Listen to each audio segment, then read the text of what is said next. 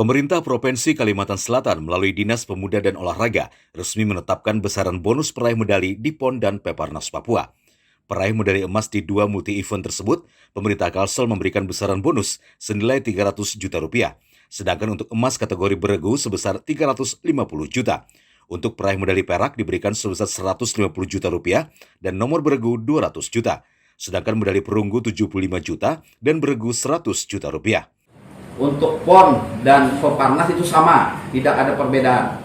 Jadi baik itu atlet NPC maupun atlet elit PON ini sama. Dalam kesempatan ini kami sampaikan bahwa Pak Gubernur Provinsi Kalimantan Selatan menyampaikan ucapan terima kasih dan penghargaan yang setinggi-tingginya atas perjuangan para atlet mengharumkan nama Banua Kalimantan Selatan, dan beliau berpesan untuk terus berlatih agar kemajuan olahraga di Provinsi Kalimantan Selatan ini bisa semakin meningkat untuk tahun-tahun yang akan datang. Nah, jadi teman-teman ini khususnya dari Dinas Pemuda Olahraga sudah menyiapkan formasinya untuk nanti akan kita berikan bonus ini secepatnya bagi para atlet yang telah meraih medali dan mengharumkan nama Provinsi Kalimantan Selatan.